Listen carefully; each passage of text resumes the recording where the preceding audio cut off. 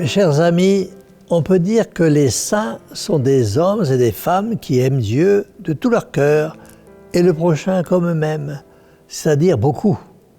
Le monde lui-même les appelle des hommes et des femmes de Dieu parce qu'ils sont bons, parce que toute leur vie, tous leurs actes resplendissent du reflet de la miséricorde de Dieu et qui sont l'image la plus parfaite de Dieu sur la terre. Pour eux, en effet, la volonté divine se faisait visible. Elle était la règle adorable de leur vie. Mes chers amis, pour Dieu, les saints s'oubliaient eux-mêmes. Ils ne vivaient que de son amour, de sa volonté, de ses ordres, de sa parole.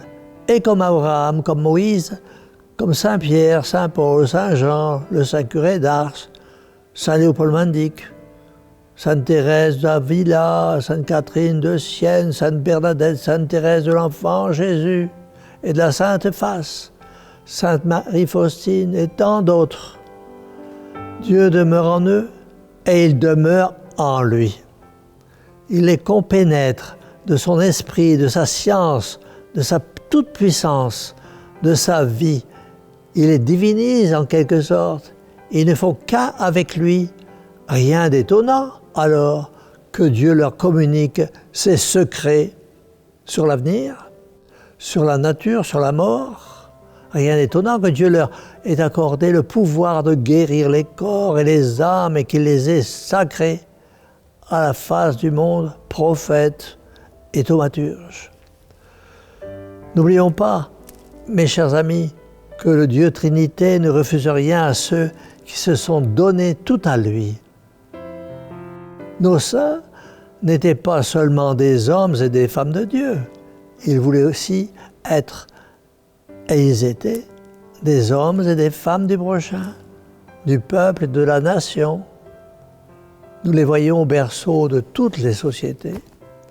Nos saints ont fait le monde civilisé, défriché le sol couvert de forêts, défriché les âmes, fait reculer la barbarie. C'est Saint Martin qui renverse ses idoles, qu'adoraient nos pères.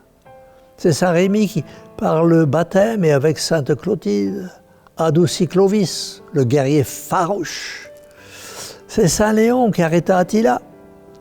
Désormais, les nations peuvent se fonder, les villes prospérer. La sécurité s'établit enfin. Grâce à eux, grâce aux saints, les mœurs s'épurent. La joie habite la cité. La famille s'élève, donne de puissants personnages et se sacrifie.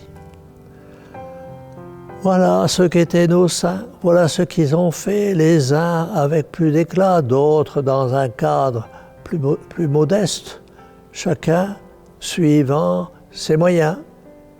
Dans les palais ou dans les chaumières, tous étaient remplis d'amour, car ce sont les grands cœurs qui font les grands saints.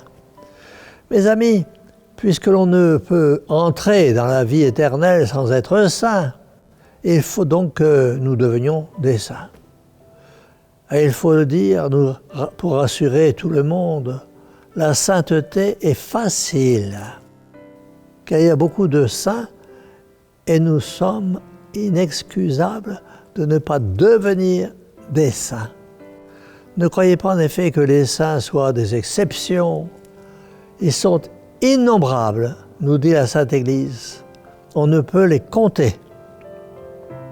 La Sainte Église n'appelle pas saints seulement ceux qu'elle a canonisés à la face du peuple. Ceux-ci même ne sont peut-être pas les plus grands saints.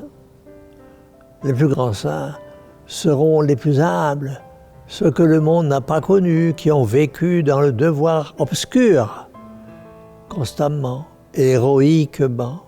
Tous ceux qui sont agréables à Dieu sur la terre sont des saints.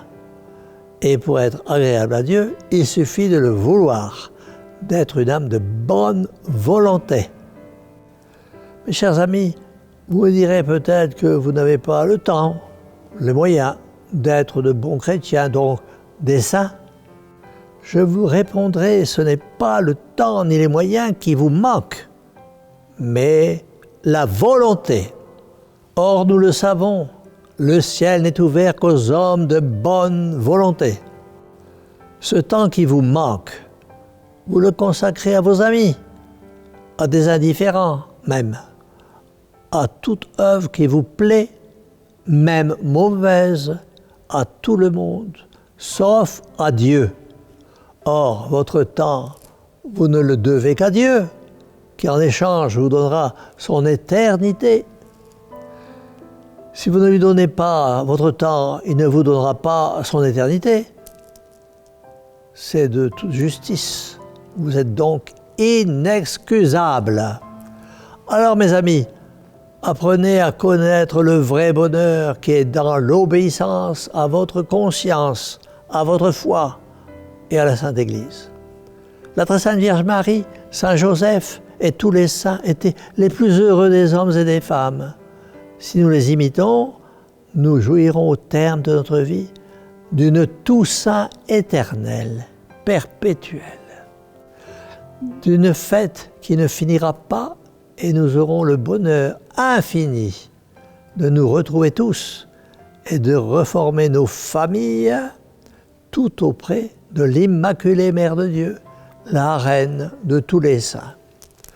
C'est pourquoi nous disons à cette bonne mère, reine de tous les saints, qui nous aime tant, mère au cœur douloureux et immaculé, sauvez-nous. Et que la bénédiction du Dieu Tout-Puissant, Père, Fils et Saint-Esprit, descende sur vous tous et y demeure à jamais. Ainsi soit-il.